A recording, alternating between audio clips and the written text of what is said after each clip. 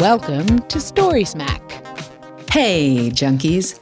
This is A Real Girl. And with me is Scott Sigler. How are you, Scott Sigler? I'm fantastic. This is the best apocalypse I've ever been in. Me too. So Me good. too. So Strangely, good. Also the worst apocalypse I've ever been in. Yes, true. We are bringing you StorySmack number 50. The big 5-0! 50. What's up? Dun, dun, dun, dun, dun, dun, dun, dun, dun, dun, dun, dun, dun, dun, dun, dun. Those of you who are old enough know that's the Hawaii 5-0 That is the Hawaii music. 5-0 theme song. Yeah. That's going to be my new bass solo. I just figured Good that to know. out. Good to know. Good. So, as Scott mentioned, we are in a world-ending apocalypse right now where it's Yes. the best and the worst of times. And we have noticed an uptick in requests for more, essentially more Sigler, more FDO, more stuff. And Yep. we appreciate that so much. It's such an interesting thing to feel needed for buffoonery. We do a lot of buffoonery, and yet here we are. People are saying like, gosh, that StorySmack was so fun. It's been so long since there was a StorySmack. Yeah. So we did a one a couple of weeks ago. We're back today with a second. We're going to try to do them more frequently. As you all know, things are a little crazy. How's it going for you? It's going very well. I would like to say that I would like to give a shout out to my third grade teacher, Mrs. Edwards. She's probably not alive anymore, but I would, if she is alive and ever hears this, I would like her to think back to all the times that she would castigate me for acting the fool in class and say, Scott, do you want to be a buffoon your whole life? And the answer is apparently yes. Well, if it's going to save the world, I'll do my best. Yes. We're very good at off-the-cuff buffoonery here at Empty Set Entertainment. Now, we are in the underground layer that is shaped like my head, but you can't see it because it's buried. But it course, is. yeah. We did have it shaped like a head, then we backfilled. I mean, we just got it finished in time, too. I just So got it lucky. the way I like it. Just got the way I like it. We are not using our traditional sweet-ass recording rig, and there is a little bit of some kind of, we're overdriving things a little bit. A little bit of pop, a little bit of hum. Little pop. You might hear a little bit of a crackle. That's not your headphones or anything like that. It's coming in here. We're trying to control as best we can, but if you hear it, please roll with that and we will manage it as best. Yeah, it's another big day. Today, actually, although this is not the day that you will hear this podcast, you'll hear it in, 3 to 5 or 6 days' time, I think. Today is Sigler Ascension Day. That's right. Today is Sigler Ascension Day. We put up a little fun thing over at, we put it up at facebook.com/Scott Sigler. I'll have to, if you can remind me after this, I'll put it up at scottsigler.com. Okay. But we pulled a April Fool's Day prank in 2017. And it made my mom so mad. And my mom. Oh, yeah. Your mom I think too. this is literally an apology, mostly to both of our moms, but also pretty much to Nelson McClintock. Junkie Nelson McClintock. Poor Nelson McClintock who manages Sigler Junkies group over Facebook. So if you go to facebook.com/Scott Sigler and scroll down, you will see Ma Sigler's Revenge. It's a short 1 minute, 19-second video. Hope you guys get a kick out of it. I'll also post that at scottsigler.com, so you can go look at it there. But in short, in 2017, we were in Ireland. Yeah, we were on the European tour. And we put out a video that said I had just signed a deal to co-write a book with James Patterson, a YA book called Sparkle Horse. Lord's sakes. And we thought it was totally obvious. Except, super transparent. And I went on some Pixel or whatever, some random website where you can make book covers. I'm like, sure, I'll just throw it together. And the book cover came out phenomenal. It looks so good. Didn't Sherry make t-shirts? Sherry make t-shirts. I think somebody made t-shirts, or maybe she made the faux book cover and put it on the copy of Infected. And maybe even Ariok. Somebody made a t-shirt too. It was all epic. kinds of stuff. But everybody absolutely believed it. I thought the concept of me writing a YA story called Sparkle Horse was so beyond the pale. I was wrong. The worst of it is we were not in our normal time zone or anything. So we were like, ha, ha, ha, everybody's going to appreciate this. And a lot of people got excited. A lot of people are kind of just like sort of not into April Fools. And therefore, because it became a thing, they had to deal with it. And so that was also annoying. And we were out at an Irish bar drinking with Irish junkies. It was a whole big thing. And then the next day we wake up like, wait, what? Yeah. What? People were having a good time. Apparently not obviously, but obviously this was a joke. This is a gag, y'all. I thought it was and so I'm not obvious. sure there was anyone Even all of you in Sigler Junkies, and the founder of Sigler Junkies, Nelson, was not a big fan. All of you, I promise you, Ma Sigler was so much more upset. Mad. She was so mad because she loves James Patterson. Much more upset. And she never got the follow-on message the next day. She literally was just, my son is writing a book with James Patterson. I'm so excited. He's my second favorite writer after Scott's. And I can't read all of Scott's books, but I know I can read this one. Yeah. It was on. And then like a week later, we get back from Europe. And she's like, oh my gosh, congratulations. And you're like, what? Ooh, and she was mad for years. And she got some revenge. Now, the revenge she obtained or acted or whatever the proper enacted, the revenge she enacted was not as dramatic as I've made it out to be in the video we have posted, but it's pretty, I was pretty impressed. I was pretty impressed with Carol's she did activity. A good job. And your mom, of course, who reads everything very quickly, was not happy. She did ask me today if I wanted to send along the first draft, that she would read it and give feedback. For Sparkle Horse? Yes. Yeah. Yeah. Okay. So happy Sigler Ascension Day. Same to you. Happy Sigler Ascension Day. I don't know how many Sigler Ascension days this is. It's 12? 13? 12. 13. Well, the 7th, 2007. Yeah, that'd be the 13th Sigler Ascension Day. The 50th episode of StorySmack. There's all kinds of good stuff going on today. Yeah, let's talk a little bit about that. So again, this will come out sometime next week, but we are recording it on Sigler Ascension Day. We have had a handful of requests we normally do a sale of books and merchandise and stickers and t-shirts and stuff like that. And we've had more than one request. Are we going to do a sale? Sigler Ascension Day sale. Yeah, because people would love to support us. And I think you said it on Facebook. I've sent a few emails that are replied to a few texts that say the same thing. Like, that is so heartwarming for us. And it's really hard to express how great it is to have people who are just as worried about us as we are of them in this weird timeline. But the reality is that we felt weird asking for a non-essential thing, and we would like to save those asks for when we need them. So, one email that I got today said, but you also 2 weeks ago, you put up a book bundle free for download, which is still down. We'll talk about that in a second. And so I want to be able to do something. And the answer for us in both these cases is we're not putting up a sale because we've, at the risk of sounding too highfalutin, our moral imperative says it's not the time for that. There are other things to focus on a payday and a rent day that is the weirdest that we've had globally ever in our lifetimes. Yep. In my lifetime anyway, not everybody's lifetime.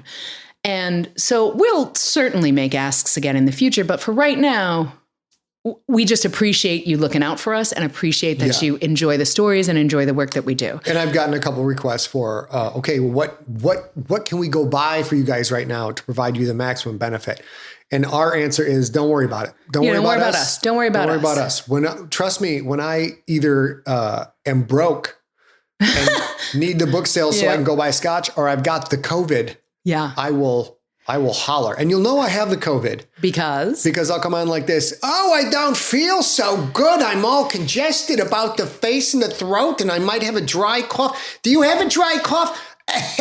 That's how you will know. Okay. Yeah. Okay. So here's the thing, Marvin. I think I just got the look that says that's tasteless. I mean, no, it's not that it was tasteless. It's that I felt like I grew up in New York City in an apartment building with like 75 Jewish boobies, right? And that was all of them. They were like, okay, take this nickel, or take this quarter, but don't buy chips until tomorrow. You already had chips today. That sort of thing. So that wasn't you've gone too far. That was okay, Mrs. Silva, I won't do that. But the reality is this: we are trying. Scott is a creator, whether or not he wants to be. He is working super hard during this lockdown. We are in California. If you don't know that, we are sheltering in place. Now it's, I think, day 20 for us, and might be 19. I'm not exactly sure, but it's been a while. And Scott is taking, as you may know, if you've ever been to Sigler Fest, if you've ever been out to a tour stop or anything like that, Scott is a little bit easily distractible. Yes. And he's doing absolutely hero's work, taking this found time, for lack of a better word, to try and catch up on some of the deadlines that we've been catching up on for years. But now he can't go to the gym. He can't do all of this. And he's trying to pour all of his energy that he would have been doing those things into getting more of our deadlines caught up. And it's so, so appreciated that you guys are like, cool, how can we help you do that? And the reality is this, here's how you can do it. We have a free ebook bundle that is up at scottsigler.com. We'll also link to that post in the show notes for this post or this podcast when it comes out. And if you want, if there is anybody in your life who's like, dude, I'm crawling the walls. Mom is on the computer all day for work now that she works from home, so I'm not even allowed to watch movies or play on the computer or anything like that because it takes up too much bandwidth. This is a free ebook download bundle. It's got the first 5 GFL books in it, a bunch of novellas. It's got a 50-page or 60-page preview of Earth Core, and it is downloadable and shareable as widely as you want to share it. Yep. That will help us help you, and that is a thing we want. We want you to download it. We want you to spread the word about it. It will be free until everybody's back to work, until concerts are still happening. It's just going to be there. And that is a thing you can do to help us because we think that everybody needs entertainment, even if they can't afford it, even if they're not ready for it. You guys can help us help other people because we know money's going to be tight for a lot of people and options are tight because you're stuck at home.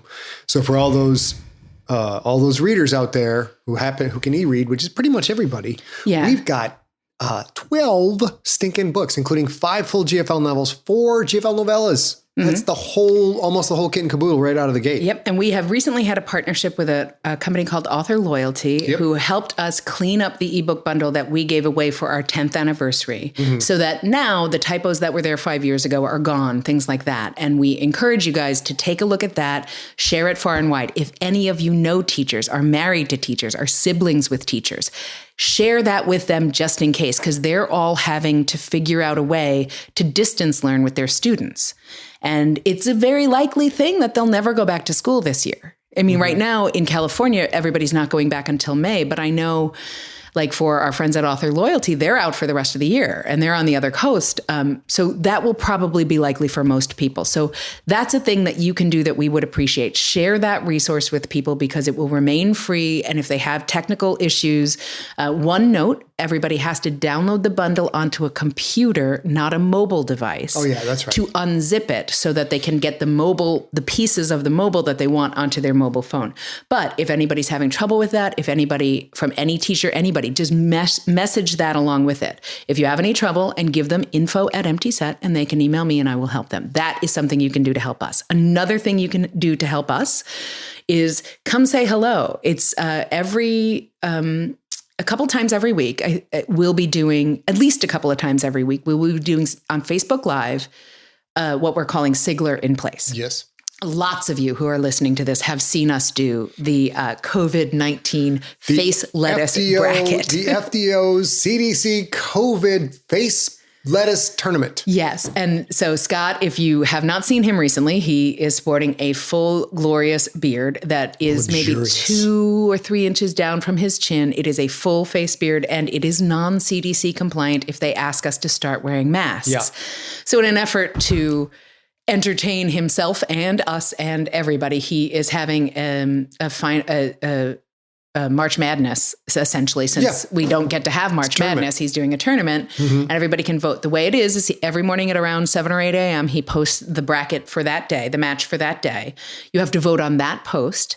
And then at 7 p.m. until this tournament is over, every weekday at 7 p.m., he gets on Facebook Live, goes through that tournament, chats with junkies. I'm in the chat room too. I'm not always on camera because it's a little hard to do that with the way Facebook Live works, but I'm there, and it's super great for us to get to talk to you guys and ask questions and see everybody out there healthy or not, whatever, just showing up or whatever. So that's a way you can support us because just like you guys, we're stuck in the house, right? So we're stuck inside. We can't go out. So that's a way you can support us and support Scott doing what he's doing. Ranking up the buffoonery. Once the tournament is over, I'll be honest, I don't think that we'll Sigler in Place every single weekday. And I don't think we'll always Sigler in Place at 7 p.m. because we've had a handful of requests from around the world that that's 3:20 in the morning for me. Can you give me a break? Yeah, you talked about after this tournament is done, we're going to start spreading around like We a spread good out the time for love a little Australia, bit. good time for Europe. Right. And it probably is not going to be voting every day, but it'll just be a little bit of a something. space for people who have one thing in common to get online for half an hour, 45 minutes and chat with each other. So that would be a thing, sharing that with folks, especially with folks who may have read a Sigler book or folks who are big readers but have never read a Sigler book, you know, that sort of thing. That would be helpful for us too. And then the biggest thing that we can say is just understand that this is the first time that everybody in the world is going through something together that affects all of us equally. Like, it doesn't matter where you live. It doesn't matter how wealthy you are. It doesn't matter any of that. We all have the same potential risk, and it helps to have a community. And so just stay safe, stay inside, let us know you're okay. And I think those three things will help us quite a lot. And if you need to donate, you can donate elsewhere. So if you guys hear this in time on April 2nd, it's the number 3 seed Painter's Brush versus the number 14 seed Lampshade. And we finish out the first round on April 3rd with the number 6 Anchor versus, I think, an underdog, the 11th seed Zappa, the Frank Zappa. So I'll give you guys, in case you guys haven't heard, again, this is while we are doing the tournament, nightly, 7 p.m. Pacific time, facebook.com/Scott Sigler. We're doing Facebook Live. You guys get in there. The number 16 Horseshoe, a.k.a. the Hulkster, upset the number 1 seeded Walrus. The Walrus. The Ron Swanson. That was Swanson. It's funny because we've had a handful of questions about how the seeding happened. There's apparently controversy. Well, yeah, Huge and controversy. I don't even know how the seeding happened. The selection committee got a payoff. I don't know. But that might have been from me, even though I don't think so, because what happened is I looked at the seed and I was like, well, of course the Swanson should be first. You would think so. But I don't think I made any payoff. I don't even know who the committee is. Bacon infused libertarian mustache out right away. So the Horseshoe, the Hulkster won 41-27. And then the next match was the Clark Gable Pencil versus the Soul Patch. Clark Gable won a narrow one. That was an 8-9 matchup. Pencil won 43-37. The third match, number 4 Villain defeated the number 13 Zorro soundingly 67-20. And number 5 seed Stash and Patch, aka the Garth Knight, beat Clean Shaven, aka The Rock, won 54-34, another good match.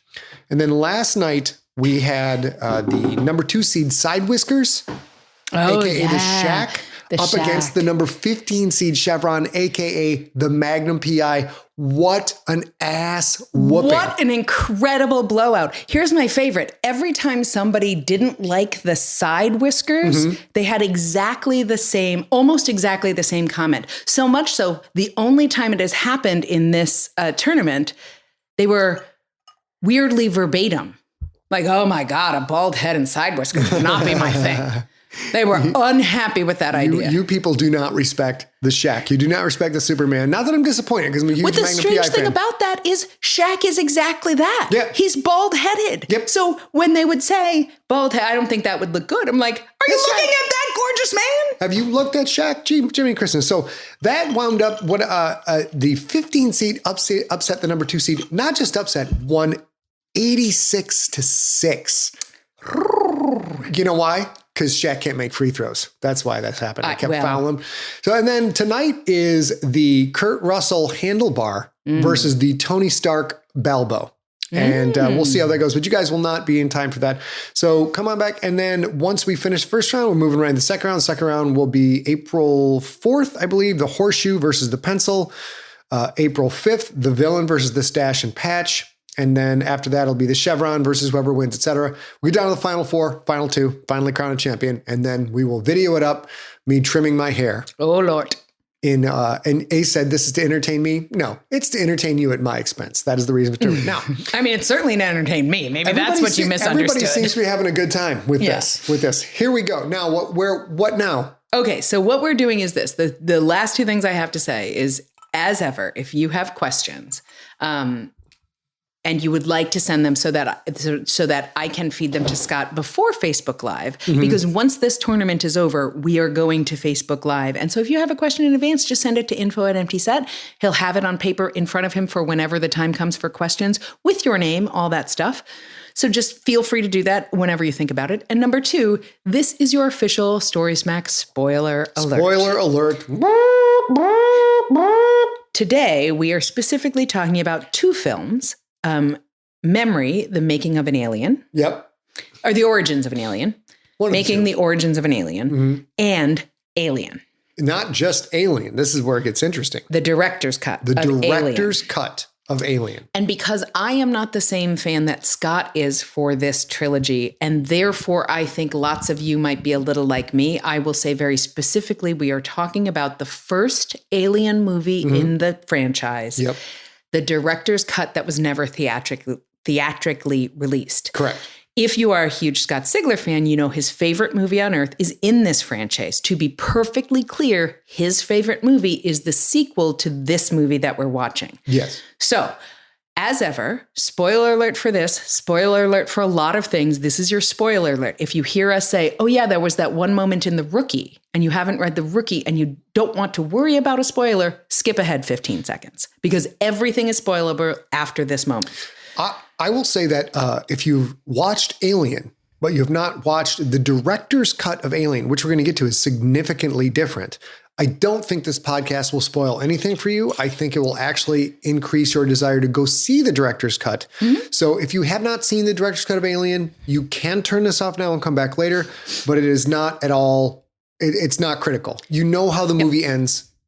And one of the things that we're trying to do is we're trying to pick inexpensive options. So both Memory, The Origins of an Alien, and the Alien Director's Cut are available for $5 or less on some of your viewing streaming options. I think Amazon Prime. I think Amazon Prime, but I mean, it's also still, you it's can still see $5, $4 or $5 over there. Yeah, but we're not picking $20 options, and that will always be true. I think while we're all on lockdown, but we'll see, and if not, we'll let you know. Once the tournament's over, we're going to go back to the Wheels of Death. For sure. And that is our way of picking StorySmack movies. So we pick it, first we pick a decade with the Wheel of Death, then we pick a genre, and then from there we go through what's available on Netflix, because most people's free access is to Netflix.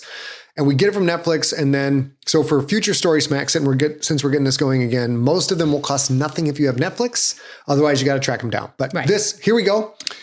So here we go. I, at this point, have been talking the whole time, and I'm going to transfer it to you because I already bowed down and admit, oh my goodness, I learned so much. I am so much of, I have seen these movies. I've seen them more than once, but I am still much more of a novice than you are. It's a religion to me. These are absolutely these are the reason I write books. And it was lovely to watch the director's cut with you because I noticed without any prompting one difference from the movie because it changes the plot. Yeah. That's the only one.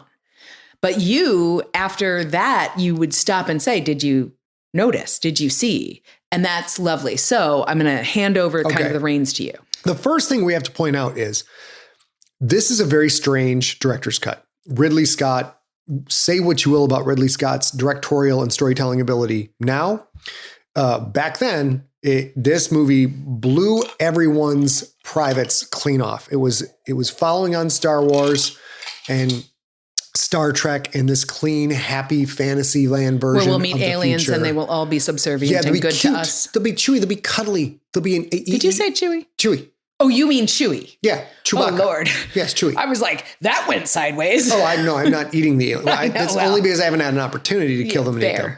As far as you know. As far as I know. And Ewoks and all this fun and toys and merch and all this fun, fancy stuff. And then along comes Ridley Scott's Alien, Dan O'Bannon's script. And that's the primary reason to watch Memory, The Making of an Alien, is to see the storyline of Dan O'Bannon, the guy who wrote it, who's no longer with us. And I learned so much about how he came to write this script. It's amazing storytelling. But I will say, I think that, and also how H.R. Geiger got in the mix. Yeah. Those things are lovely in the documentary that we mentioned, Origins of an Alien. And I'm one of the people who's not happy with Ridley Scott for Prometheus and for Covenant and like what happened to you? What's going on? But back then he was straight up gangster. He was like stood up to like, well, I want to use this guy Geiger for the art. And the studio's like, no, you're not using Geiger. And Ridley's like, I thought we'll make the movie. And they're like, okay, I guess you can use. He was a badass. Like Ridley Scott was a badass and he stuck to his artistic vision.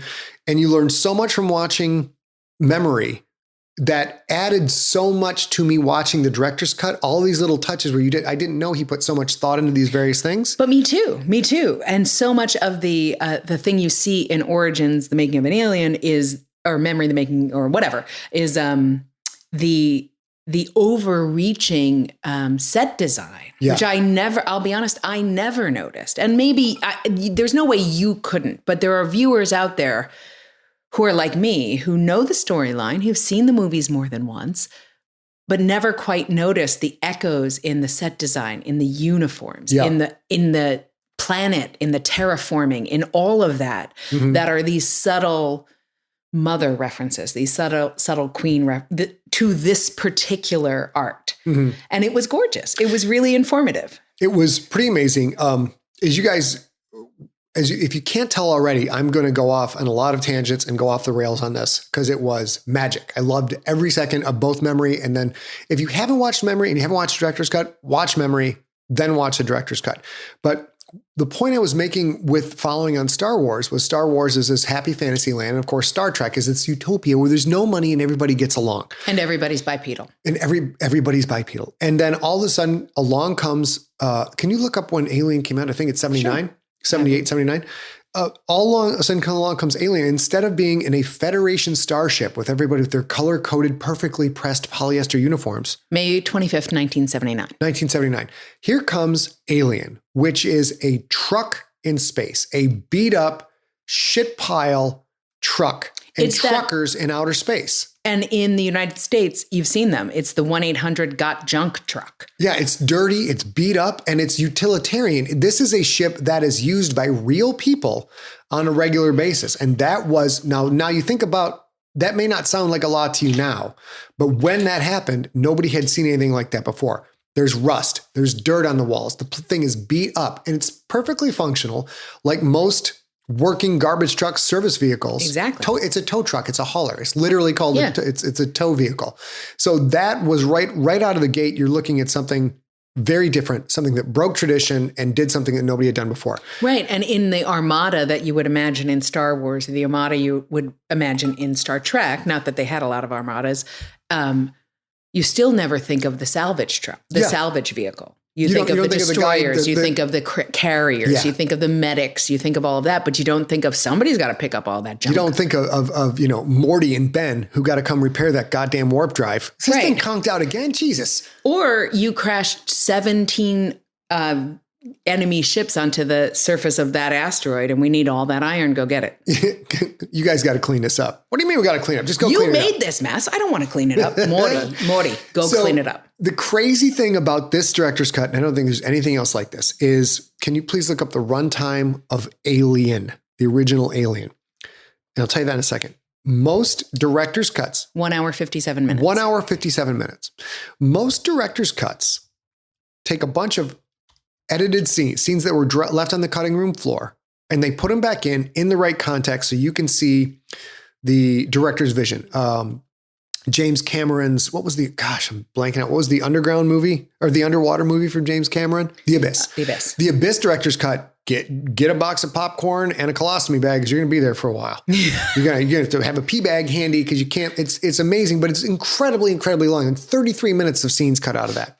The director's cut of Alien is 1 minute shorter than the theatrical version. Which I kind of love because back to your idea that Ridley Scott was a badass. Yeah. He went in and was like, fine, when I didn't have all the clout I wanted, and he had so much clout, but I didn't have all the clout I wanted. You made me do these other things. And he took out scenes that he didn't like and still made I think he didn't mind the runtime, which is really, for the time in 1979, that's quite long.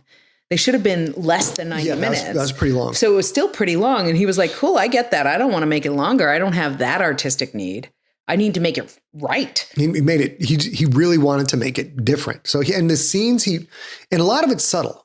Some of the scenes are different camera angles, slightly extended scenes, slightly different versions of things that we've already seen. I'm pretty sure I spotted probably 70% of them. I'm sure there were some that slipped by because I haven't seen in a while. Mm-hmm.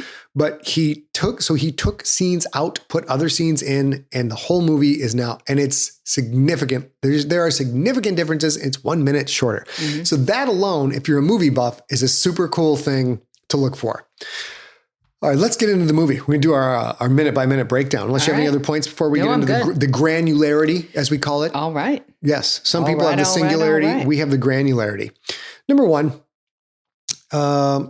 we were going to look up who was a star when the movie came out. Well, we know that John Hurt was. John Hurt was a star at that point? Yeah, because he Who played Dallas? Let me look up that. But Sigourney Weaver was not a star, and this absolutely catapulted her into fame that she was able to support by being such a rock star for a while. But this made a couple of different careers. So YA is looking that up. Tom Skerritt played Dallas, and he was also a star at the time, I think. I don't think he was... Probably wasn't a huge star, but he was had on some the clout. map. He definitely had clout. In 1979, he had done a handful of Decade of Influence movies. Okay. He was definitely had clout, but also the industry was different then too. But I think for sure, Tom Skerritt and definitely John Hurt. Yep. Absolutely stars. I will, as a side note, we'll get to this. Most, the Making of an Alien documentary is about 90 minutes long, maybe longer. Most of that is dedicated to the John Hurt chest bursting scene. And rightfully so, I'm not gonna lie. Rightfully so. I will also say, in my estimation, just off the cuff, I think Harry Dean Stanton was definitely a working actor at the time. I'm not sure that was the peak of his fame. Him, though? I don't know if that elevated him or he just was a great character actor his whole life. Like he's great. Pesci or Giamatti or Buscemi. Mm-hmm. And I also think for sure Ian Holm was quite a star, but he is a stage and Shakespearean actor. So he definitely was a star, but might not have been a sci-fi star. I tell you what, you guys, if you're even remotely a fan of Alien and aliens like I am, when you watch Memory, The Making of an Alien, and then you watch Alien, either version, Ian Holm's performance jumps up 100-fold. Now you watch it again after watching the documentary, and you're like, holy crap, there's a lot going on that was never, they had a ton of subtext and they didn't bring it out. And now you get it. Yeah. And he's a theatrically trained Shakespearean actor at that time in his life. He's been through the Royal Academy of Dramatic Art and all that other stuff and does that performance, which is, subtle. Yeah. Subtle. He definitely does things in Alien that he will not have done on the stage in Stratford-on-Avon, like spit pneumatic juice out of his mouth or whatever. Yeah. I will say, before we get into the granularity, the breakdown, the other super fun thing about Memory, The Making of an Alien is while they go into exquisite detail and there is stuff you didn't know and you are seeing the symbolism and the recurring themes that Ridley Scott is putting on the screen, things you didn't see before and now make more sense. There's also an enormous amount of ridiculous over-analysis of people reading stuff into the movie that you're sitting on your couch with your beer and you're like, what is that crazy MF talking about? That's just ridiculous. So that's another super fun part of it. All right, here we go. We open up the movie. What I want to know, Kovacs, space engineer and interstellar garbage hauler, is if everybody is in their little sleep pods, why are there lights on in the ship? Oh, Lord. Oh, you can't do this to me. You can't do this to me. There's so many questions. There's parts of the ship where the lights are off, including where they're sleeping, but then there's just rooms with the lights on. What the? Well, I mean, I think this is a gimme, right? Like this is we can't tell the story if you can't see the characters, right? I don't care so much about that, but there's a cat. There's a cat. The cat is not hooked up to any kind of life monitoring. Isn't he in one of the things? He's in one of the pods. I'm making a hand gesture that's like that a nobody pod. can see. Yeah. Yes, he's in Ripley's pod. However, Ripley, like if you think of that, there has to be a biometrics measuring, right? And my guess is, I know this is over the top, but my guess is that they go in barefoot because they all go in barefoot. Yeah. And I think there's biometrics in the foot pads. Fair. Hadn't thought of that. Which means the chubby cat, were there toe bean biometrics? Was there something like that? Toe bean? Did you say the word toe bean? Yeah, but that's what What does that mean? Toe beans. Little toe bean. Have you never heard toe bean? I thought it was the scientific name for cat feet. I'm like, will you ever stop amazing me with your endless treasure chest of knowledge? No, it's an internet thing. No, toe beans. Toe beans. Okay, yeah. cool. But I didn't notice any cat toe beans.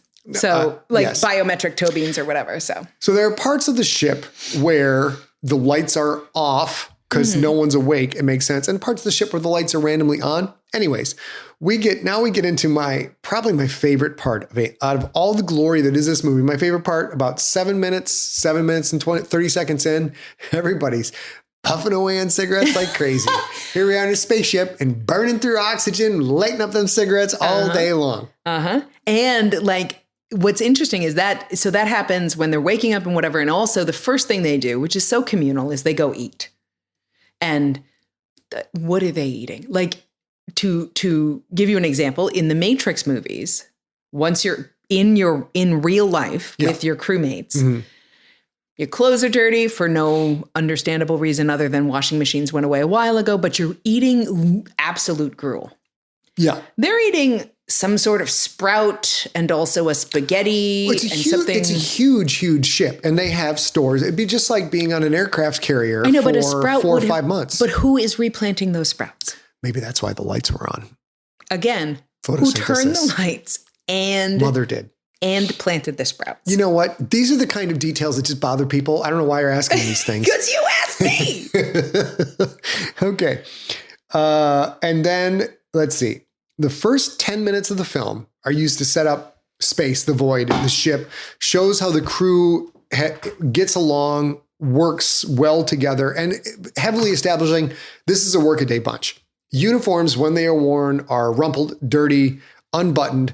This guy's got a Hawaiian shirt on, hats. It's just, this is clearly a bunch of assembly line workers flying a giant ship. Now, there are scenes where you see that they really, really know their business and they are smart AF, but we get, this is a workaday bunch. And then 9 minutes in, we get the most ridiculous, possibly the only ridiculous prop in the movie, because most of the props are great and look like this is a well-worn, many voyages ship. But then we get to the room, the mother room. Oh my gosh, you hate this so much. The white room with randomly blinking lights. Lord. Not even like a control board with randomly blinking lights. The entire room is full of randomly blinking white lights. And you look at it now and you're like, how could Ridley Scott get so much so right? And then you go into this clean womb-like mother room and there's just, what purpose would the randomly blinking lights serve behind you and up at an angle? Okay, junkies, friends, you guys out there. I'm mad. I know. Pretend Scott's not listening. Oh my God, he's been wigging out about this for weeks now, like a week now. Okay. In real life, here's my thought. Because you wigged out so much about it, I've been thinking about it. Oh, I love it. My guess is there was nothing to model on because we had very recently been to the moon, like a decade earlier. Which did not have a room full of white blinking lights. But we had no way to know that in 1979. There was no internet. There was only pictures that came on the news from the surface. And there was no, let me take a tour of JPL and share that on the World Wide Web. There was nothing like that. Okay. So my best guess is he was trying to imagine a brain interface, which needed a zillion shots into your head. Because what happens is he goes and he sits literally right in the middle of that room. And he's not accessing anything, but my imagination says that mother is accessing him somehow. That was the point, because Ridley Scott had to imagine a thing that didn't exist. And he couldn't model it on anything, right? Because it wasn't a computer, because a computer at that time was several rooms big. Mother was a computer. But I mean, he couldn't model it on a real life computer because that was these big IBM blocks that took up warehouses of space to get 1 gigabyte. And that wasn't going to happen.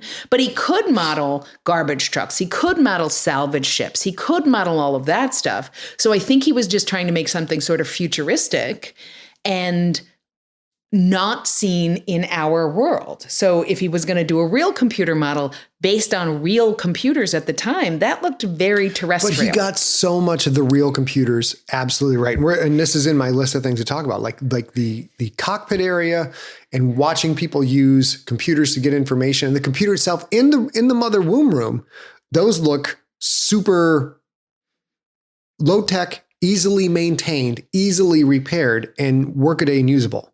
I'm completely guessing, and this is completely seat of my pants, but I really think he was trying to differentiate from an actual salvage ship available in 1979 and a spaceship in the far future might have a clean room like that. Okay. And to be fair, there are clean rooms now. There are specialized things now that we didn't have in the 70s or the 80s even, that I have no idea what they look like, but that means neither did Ridley Scott. Of course. I just came up with a great idea. I'm going to go back and record a pre-intro to this. I'm going to go back and record a pre-intro, and the pre-intro is going to be turning this particular StorySmack into a drinking game. Okay. And the drinking game is every time A or I say the word workaday, when we say workaday, if you are, I'll explain it in the beginning of the episode. So when you hear this now, you're probably already half in the bag if you are not a teetotaler. So I say that because one of the things that struck me is the workaday truck and space angle of the ship really helps these FX age extremely well. Because like you might look at it like, why don't they have a 3D hologram navigational interface? I mean, I've seen that in other movies. What about Passengers? Great for special effects. The thing is, this isn't a big fancy ship. This is the quote unquote commercial towing vehicle Nostromo, end quote. It's basically, this is a 1982 Ford F-150 with roll down windows, no cruise control, and no AC. It is stripped down to the gills. So the very simple special effects, you might look at them and go, oh, that's silly. Computers would look like that. They're even better now. But again, this is a ship that is in space with no support, doing decades, if not centuries long runs out to get something and bring it back. The simpler it is, the more easily repairable it is, the lower detail the graphics means the less processing means the less parts you need. Which goes back to my point that maybe Ridley Scott was trying to do justice to things he couldn't possibly imagine. Because I will say that is a thing that pulls me out a lot in older movies, but it is tiny, tiny technology. It's the crazy brick cell phone in Bachelor Party. You're like, oh, Lord, it's not the haircut, Tom Hanks. What are you doing with that giant phone? Like that feels like this. None of this would ever happen. We got to do a Bachelor Party story. I hope it holds up. I'm a little afraid to watch. Of course it holds up. How dare you? How dare you? I mean, I'm offended. It might not. I'm pretty sure. Guns and chicks and fire trucks and chicks. Of course it holds up. I hope. Also, bestiality, little misogyny. A little? Yeah, okay. Well, we'll find out. We may have a StorySmack that goes like this. Hey, you guys, we watched Bachelor Party. We can't talk about it. Come back next night. Yes, but Tawny Katane. Those of you old enough to know that name, you are probably sighing right now and going, Tawny Katane. 12 minutes into the movie, back to Alien, we get the big plot shift, and it's a good one. Our cast has been awoken. Eaten. They have eaten. They've been awoken. They've eaten, and they are trying to contact the Antarctica traffic controllers. They think they're back home, and they're talking about the bonuses they're going to get and how they're going to go party and do it all this and get some good food. Turns out they are not in Antarctica. Oh Lord, they're nowhere near. They're nowhere near Earth. They have been awoken to investigate a transmission of unknown origin, and I think I pronounced his name right. Baphomet.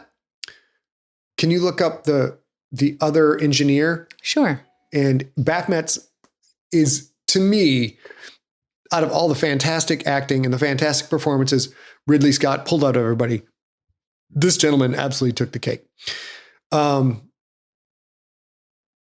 We're starting to see, there's a scene where we can walk on it, where they're talking about LV-427. And that there's several small slices that weren't in the original. So we're going to talk about, hold on. We're not doing any cuts, you guys, because we're in a low budget situation, but some scenes are cut. Other scenes are added. And you can see a lot of times where they were very efficient. I think you're thinking of Yafet is the actor's name. You're talking about Parker is the character's name. Sorry, that took me so long. What's his last name? Yafet? Yafet Koto is the actor's name. I spelled it incorrectly.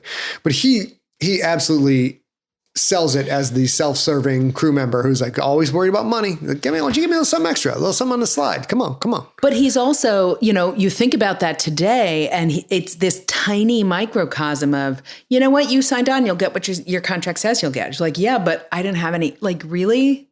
Nobody told me about all this right here. Yeah. And I'm working just as hard as you are. And you've got Scotty in Star Trek, who's a wonderful character, and exaggerating the difficulty of what he's doing to make Kirk think he's a miracle worker. It's funny, it's campy, it's funny. Except in this one, Parker is like when Ripley, played by, geez, oh, Pete, where's my brain? Sigourney Weaver. Yeah. Holy cow. They called, Ripley says, I'm coming down to see what you guys are working on after they land the ship and the ship is taking some damage, has to be repaired.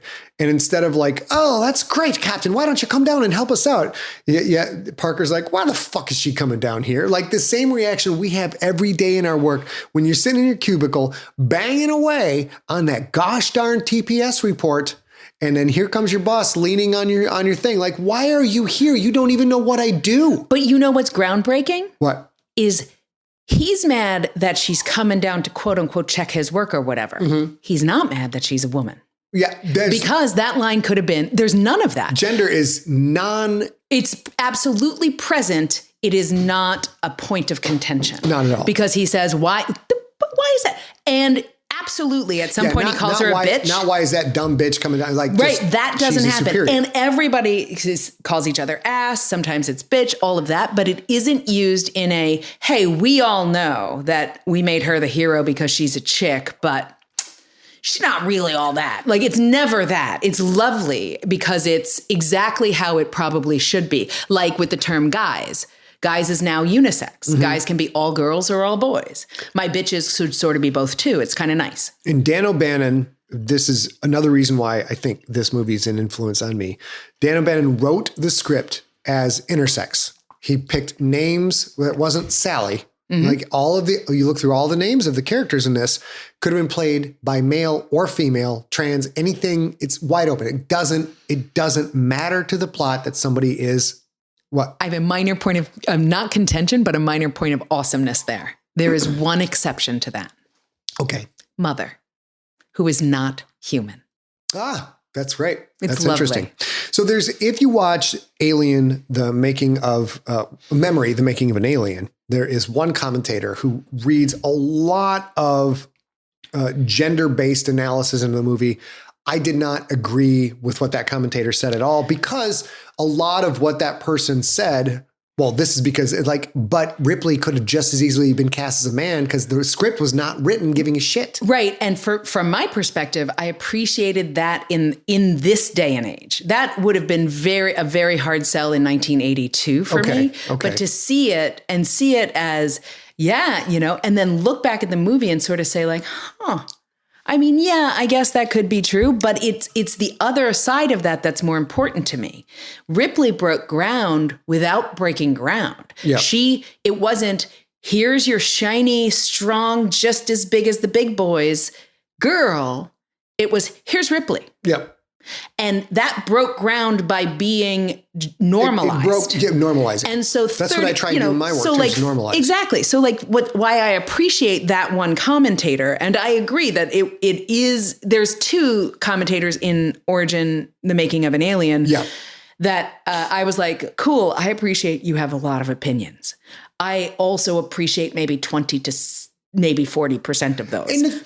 But one of the things that was so interesting about that is I am glad to have that perspective 40 years later when there are so many movies that make the point that Alien did inherently, by beating you over the head with it. And it is less impressive when they do that. It's much more powerful when it just happens inherently, I think. And what was great, what's fascinating about film analysis and analysis of artworks and literature in general is everything the commentators were talking about saying is very accurate if you only watch the movie. Mm-hmm. But once you get the backstory, and then you're like, oh, they did it because of this, and they ran out of money here, so they did this other thing. Then you go back and look at that commentary, like that commentary's it's skewed away from the actual reality. You got to remember, guys, when you see stuff up on a screen, it is not always what you think. There are times where they are pinching pennies, they run out of time. The best thing you can do if you are a fan of film, you can go watch Saw and then get the DVD or download the Saw with the director and writer commentary. You'll watch Saw, which I think is a fantastic, low budget, really well done movie.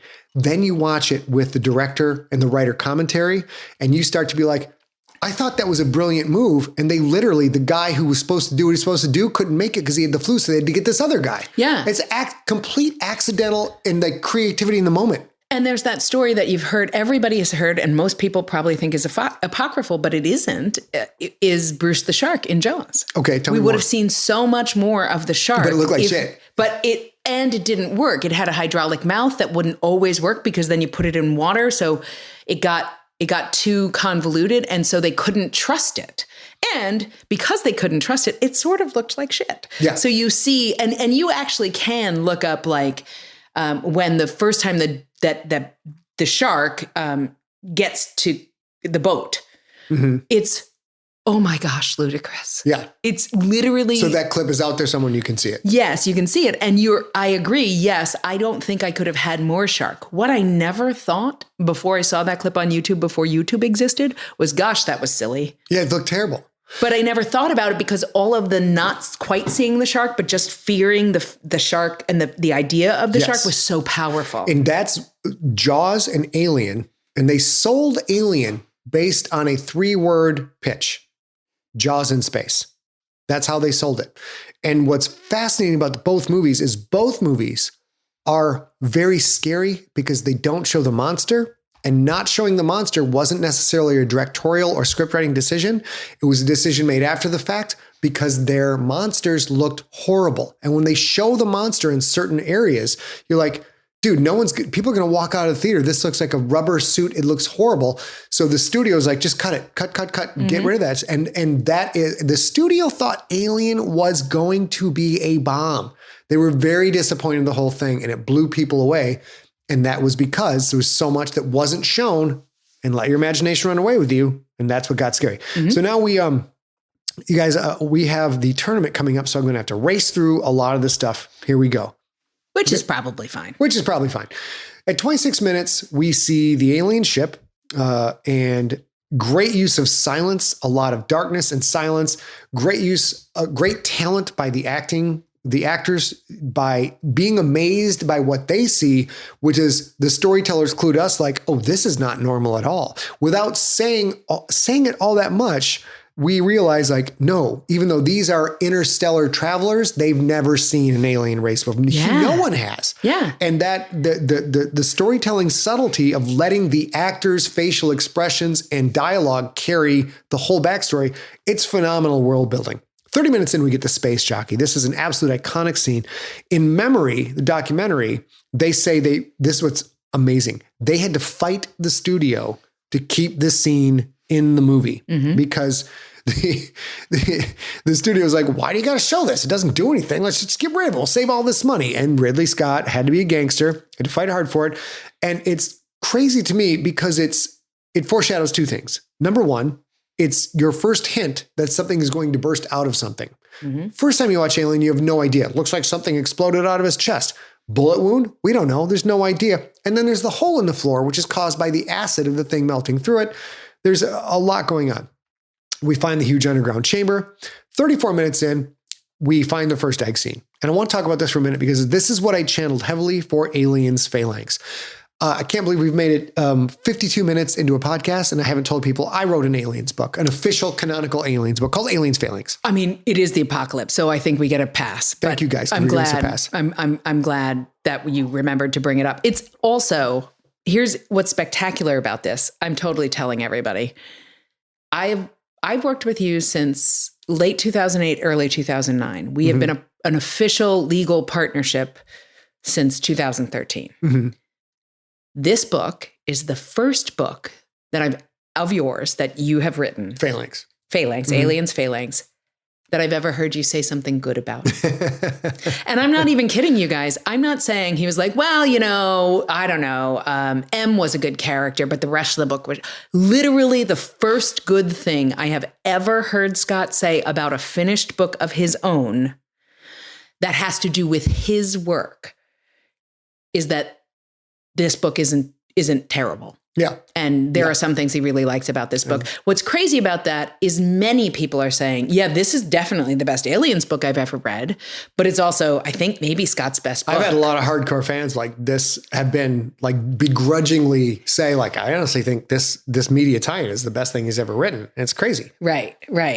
Okay. So 34 minutes and 30 seconds in, when you guys watch this, pay attention to John Hurt in the spacesuit in the egg scene.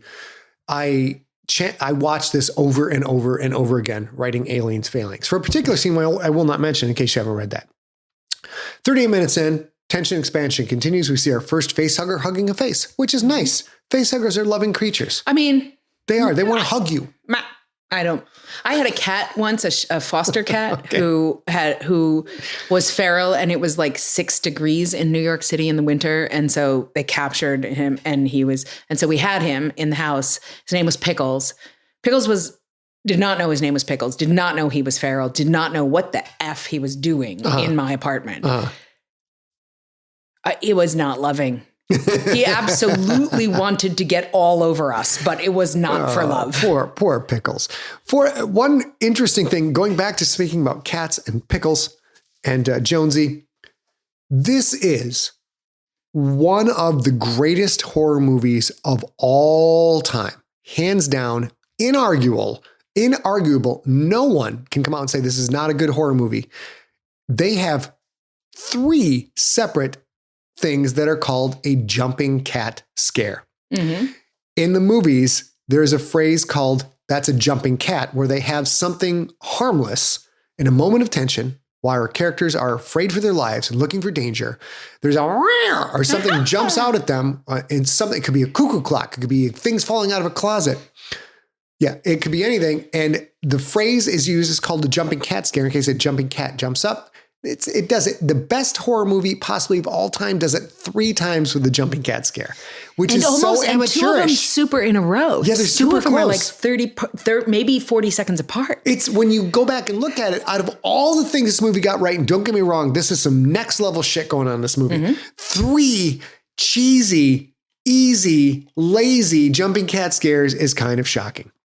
51 minutes in, we realize that they have I put this down. They have a dead organism, a dead face hugger. They already know it's acid for blood that is melted through 3 decks of the ship. And they're like, let's keep it. It's fine.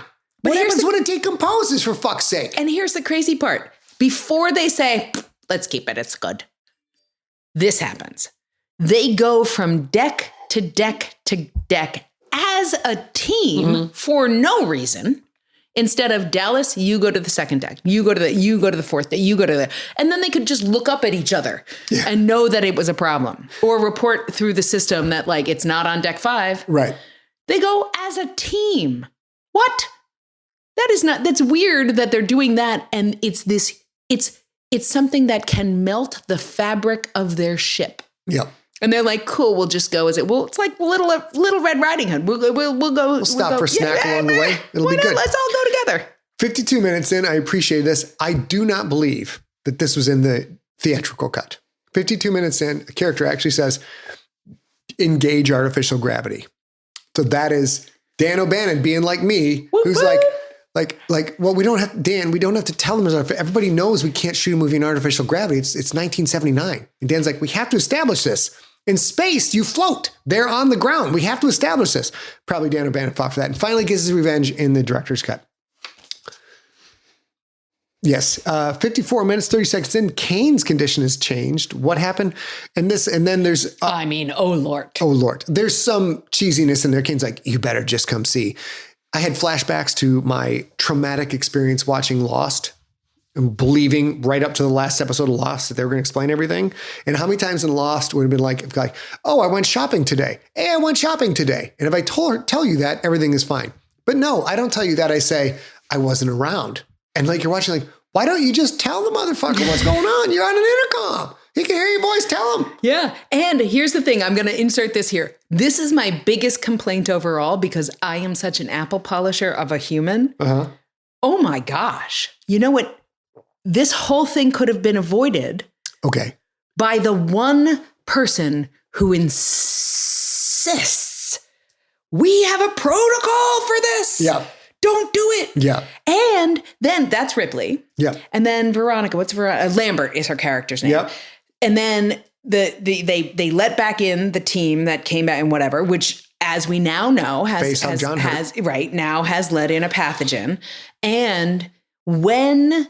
And everybody's worried about, well, we got to save him. He can't just die. We got to save him. He can't just die. And Ripley is like, dudes, we all may die. Mm-hmm. And they're like, but we got to save him. He can't just die. And then when it's apparent that they're all probably going to die, what happens is Lambert smacks Ripley. Yeah. I had to beat the piss out of her. And I don't beat anybody for any reason. And I never will. That's true. And I'm like, y'all are all idiots, and somebody should have said, dotted that dude. Somebody should have said, you know what, Ripley, you were right. And that never happens. And nobody apologizes to Ripley. And I love that it doesn't happen because that's not what you do in that moment. It's also, true. People are assholes. They want to admit they're wrong. So nobody apologizes to Ripley. But it's both things. It's also, that's not the most important thing at that time, but I got to give Ripley a little bit of props. So we get to 1 minute and 3 seconds, and we get one of the jumping cat scares. And then all of a sudden, this brilliant, phenomenal writing where they know there's something alien that has jumped out of them, human being's chest, and killed a guy, is loose on the ship, and they don't want it, and it has acid for blood. They're like, cat jumps out, and they're like, oh, I'll go get it. And like a bad movie with teenagers going into a haunted house, they let him go off by himself. And of course, he gets munched. And it's so, the scene is so well done. It probably took me 3 or 4 times, 5 times through viewing it to look at that and like, what the no, they would not let him go by himself. Oh, it's a cat. I'll go get it. Like, there's still a goddamn alien on board. Which we all know killed one of ours. Yeah, a kid jumped out of his chest and shit. So we're going to speed through this. Here we go. 1 minute, 13 seconds. Some more bad writing, in my opinion. We've got Dallas and Tom Skerritt in the air vents. He is communicating via radio with the rest of his crew. He puts his hand in slime. We haven't seen slime yet. He puts his hand in slime while chasing the alien, doesn't think to mention it to anyone that, Good point. There's a bunch of slime in here. I might be in a lot of trouble. He does say, I want to get out of here. And that part is great. That's good acting. Real calm. He's supposed to be the captain. He's losing his shit subtly. He's like, get me out of here. But no, just say, oh, there's some slime.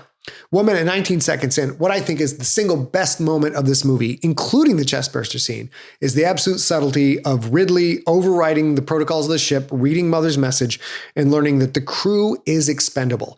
So these are, get ready to drink. Here comes this workaday crew who's doing it, flying this interstellar tow truck, and they just want to get home and get their bonus and go on and get their drink on, and they find out that they have been sacked. Their lives are so unimportant. I say this, but at the same time, we're looking at people doing Amazon shipping and working at Walmart and everything else in the CDC right now. Yeah, and I'm like, I want to hang out with my friends in the apartment building. Corporations don't give a shit about you. They still don't give a shit about you. And the crew's literally like, it takes it to the next level. Crew's expendable. 1 minute, 19 seconds in, I had to look this up. You guys who are pedantic like me might look this up. Continuity error. Ripley is bleeding from the nose, but never has any contact to her face.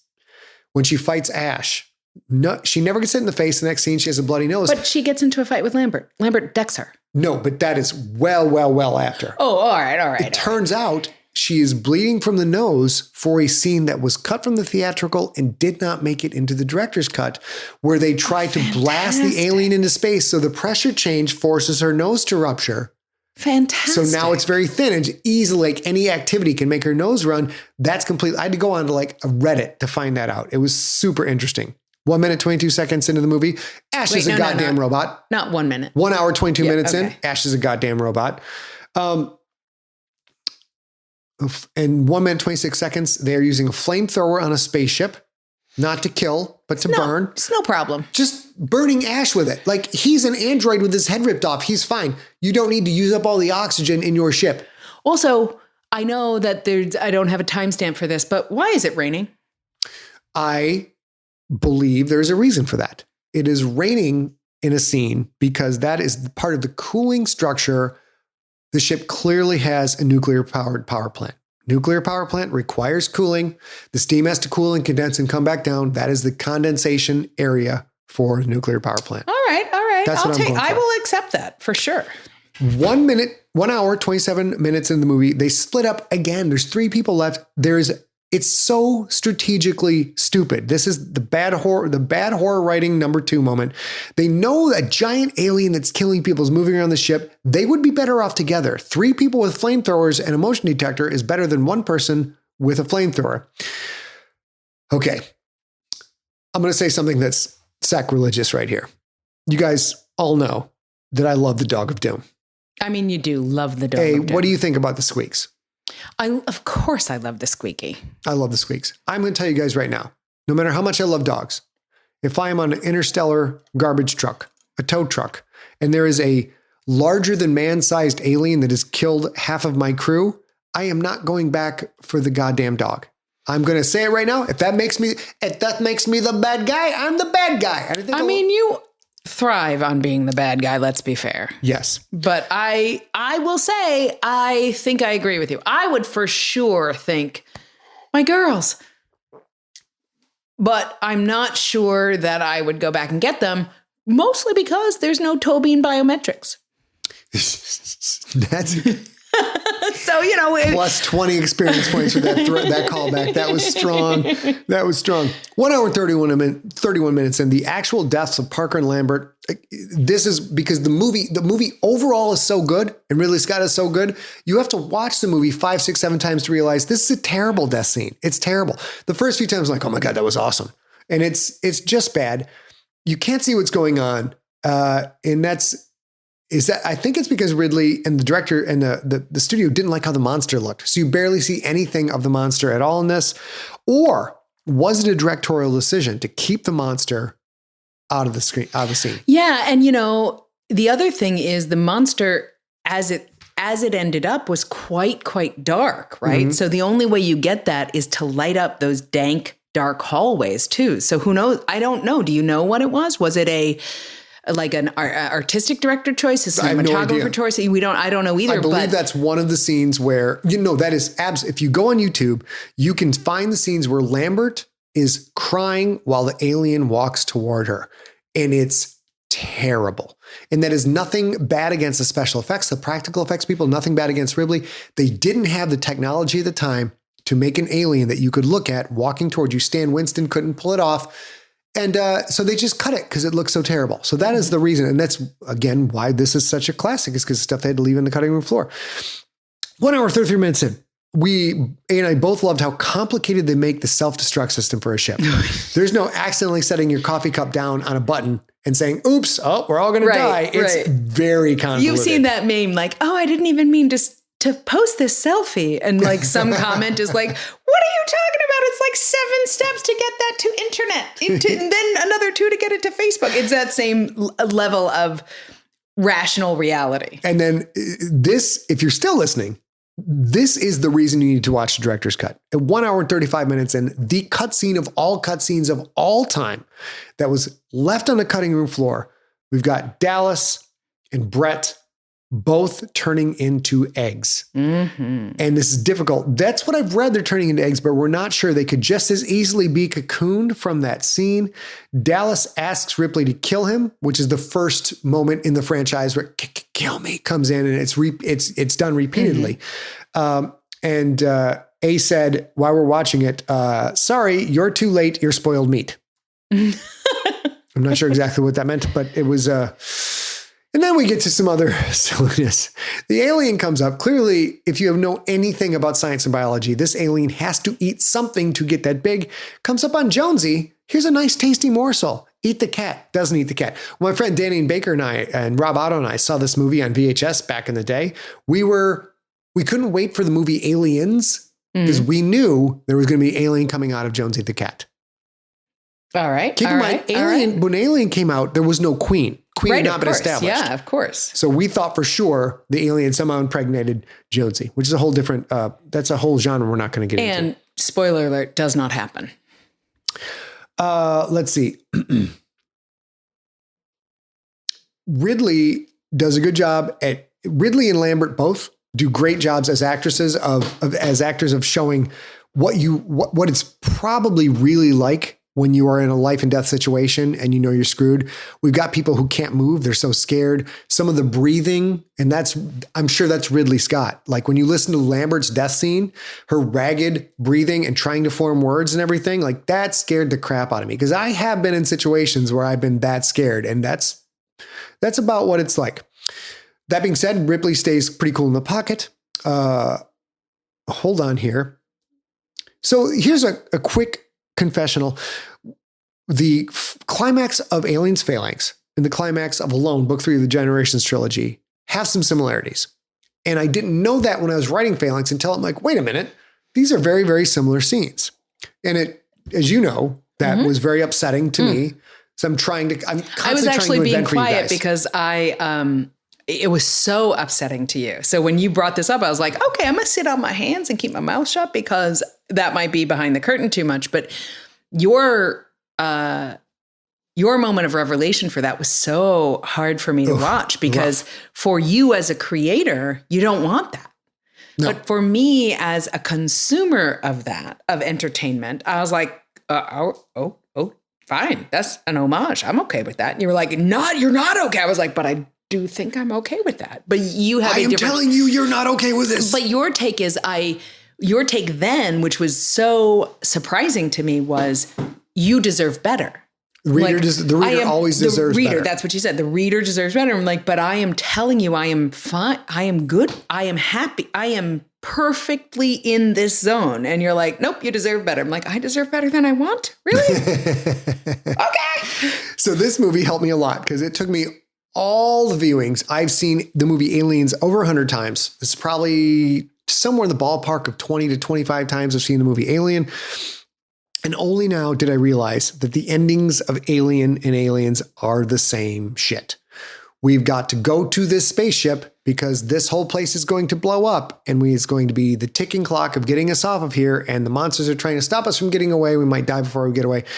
And then something nuclear is going to go boom. They're exactly the same ending. So I feel a little bit better. But also, to be fair, that's sort of what you worry about on a garbage truck in space. Yes. And both of the movies also have the fake ending with the happy music. If you watch them side by side, they are the same goddamn ending. So there you go. And then finally, at 142, a little pedantic detail. Ripley is in the shuttle getting away. She's in the cockpit. We're watching her. And somehow, is the shuttle flying backwards? We know it's not because we see it take off forward. But when you watch the film, you see that she is flying away from the ship and the lights are going away from you, which would not happen if she's in the cockpit. You would see the lights coming toward you. True. We had to pause and talk about that for like 20 minutes. And then, of course, there's the nuclear explosion, which at 1 minute, 43 seconds said, sorry about the cancer, Ripley. Yeah. What are you going to do? You're going to catch a big old wave of radiation. All right. And then 146, where it gets super cool. What's interesting, this is the last point about the movie. What's interesting about this is they left so much of the alien on the cutting room floor because it looked terrible. And if you watch the movie, pay attention to the Dallas death scene. That alien is terrible. When it reaches its hands out, it's like, it looks so cheesy. And even though they only cut it down to maybe a second and a half, it's jarring how bad and dumb it actually looks. Now, even then I saw that was terrible. But then you get into the shuttle with Ripley and that alien when she lights off the gas and that alien comes crawling out, like, first of all, it's so well hidden in the black tubular control system of the shuttle. When that alien comes out, it looks as real as hell. And like, it's so interesting that in that final scene, it looks so good. And yet there's so much of the alien that looks so bad. But I think a lot of that has to do with the scene itself, right? Like, so depending on how far pulled back the camera is or how broad the scene is, you can't control the real solid, practical, great effects of the scene itself and all that stuff. You don't know until it's printed, kind of, right? Like, you don't know. Well, and I can't spend the entire, like, that's a weird, and it may have been a weird director's choice, honestly, but you can't spend, like, you have to be able to justify, like, cool, I put your entire alien in that movie instead of just the torso or whatever. Okay. And the right answer we know now was, like, justify it by saying you get the movie you deserve, not you get to see the alien for 2 seconds. But I also wonder if it's possible if there was an argument that said, I don't care, we spent, I don't know, it was 1979. We spent $700 on that alien. I need to see the whole thing at least for 1 second. That's $472,000 in today's money, by the way. Well, okay. Yes. You didn't do no math there. I did. I know more about math than anyone. So the alien's hiding in plain sight. It's great. I also like the fact that he's full. That explains why Jonesy did get eaten. He's eaten all these people. He's full. And that's his store. That's his pantry. Yeah. Everybody's on that. They're both on that. It's like post-Thanksgiving for the alien. He's got a belly full of engineers and flight crew. And he's, you know what, you guys, I'll get back to eating people. I got to take a little nap. Yeah. And then you guys do less exercise because I like it kind of fatty. I like it. Yeah, I like it. 1 hour, 49 minutes in the movie. Pay attention to this, you guys, when you watch it. Ridley Scott busts out what Ripley puts on to go do the final battle with the alien. It is straight up white samurai armor. Mm-hmm. And it was fun because I point at him like, look, that's like samurai armor. And A is like, holy shit, that's samurai armor. It's dope. And then 1 hour, 51 minutes in, I mentioned, what is she waiting for to blow the hatch? She turns her back on the monster. What? And I put down 4 question marks. Don't turn your back on the monster. What? Just open the goddamn hatch and blow him out the goddamn door. You're not happy. I would like to think, this is the last thing I'll say, we'll finish up. I would like to think that Sigourney Weaver sat down with that and it's like, why would she turn her back to the monster? No one would turn their back to the monster. And Ripley's like, Bubala, just do it. I didn't know. You mean Ridley. Ridley. What did I say? Ripley? Yep. Ridley. Also, let's talk about Ridley Scott's conceited ego. Name a character, Ripley, when he's Ridley. I think that's what's going on. To be fair, we know that was the script, the Dan O'Bannon script. Because Dan O'Bannon's smart. I got to cater to this guy. All right, you guys, this has been possibly the longest Story Smack ever. Longest, shortest Story Smack. We rushed it through the end. Yeah. Yes. We had so much to talk about, though, because, end of the world. This was a fun one, though. I have a couple more things to say. Okay. I will say, from my perspective, as not not an acolyte to the religion of Alien. It is a religion, yes. And I absolutely have seen them all I've seen the first 2 more than once. Well, you've known me for 13 years, so you've had to watch them repeatedly. But I don't think a lot there. But I've seen them more than once. I enjoy them. I am interested in this sort of grungy sci-fi, but I am not Sigler here. And I will say that the rewatch that we did where we watched Memory, Origins of an Alien, and then watched the director's cut was awesome and fun. And you guys may have a little more time on your hands in the next few weeks. It's possible. Some of you might. This is easy for you to do, I think. And it's worth it, I thought, to do it. And I really, really enjoyed it. And Scott, who is an acolyte, also, I believe, enjoyed it. So that's one thing I have to say. And then the other, and I've been scanning to try and find it, and I haven't been able to, but I will find it and link to it in the show notes. You guys know that Scott came up in the podcasting space with a wonderful man who is a wonderful author, and his name is J.C. Hutchins.